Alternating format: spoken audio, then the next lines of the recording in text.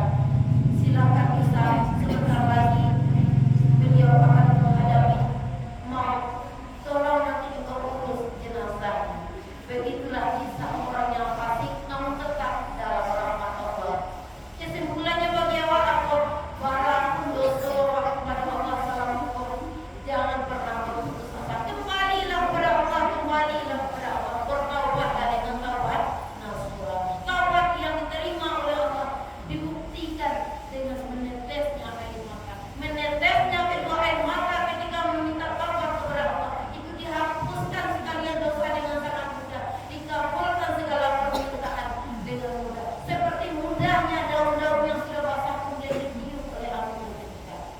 Begitulah maaf ngasih, maaf penyayang Allah. Bapak Ibu sidangnya maaf, ya berbahagia. Dan kedua, korban melupakan tujuan hidup. Yang tadi melupakan Allah, dan kedua melupakan tujuan hidup. Apa tujuan lo hidup kata dunia? Ada orang yang mengejar tujuan lo hidup kata dunia untuk mencapai kesuksesan dunia. Jadi orang kaya, orang menolak sukses. Akhirnya tahu rumah aja tuh sukses. Akhirnya punya kendaraan yang gak buat sukses, buat kitchen. Itu sebenarnya yang tertunda-tunda. Tujuan lo kata dunia kan tak itu loh. Apa tujuan lo kata dunia? Allah tentukan dalam surat Al-Zariyat ayat 15. Bismillahirrahmanirrahim. Wa ma khalaqtul jinna wal insa, dan tidak aku ciptakan jin dan manusia illa liya'budun, kecuali hanya untuk menyembah. Tujuan kata dunia cuma untuk menyembah Allah, bukan untuk mencari sesuatu yang sifatnya duniawi. Bukan itu tujuan Allah. Bukan untuk bergagah-gagah, bukan untuk bermewah-mewah, bukan untuk memandang-mandang, bukan untuk marah-marah, tapi untuk menjadi abdi, hamba. Hamba siapa? Hamba Allah. Kecil Imam Al-Qurtubi yang dikatakan hamba Allah ini adalah mengabdi beribadah kepada Allah dengan pikiran dan hati yang tunduk, patuh pada Allah, kerjakan segala perintah, jauhi segala larangan. Itu yang abdi, hamba Allah. Orang sastra mengatakan ad-dunya mazra'atul akhirah. Dunia ini sawah ladang akhirat. Tanamilah sawah ladang, nanti panennya bila di akhirat. Banyak bertanam, banyak panen. Sakit bertanam, sakit panen. Tidak ada bertanam, dia tidak ada panen. Ingat-ingat, dunia ini sawah ladang akhirat. Kecil biar hamka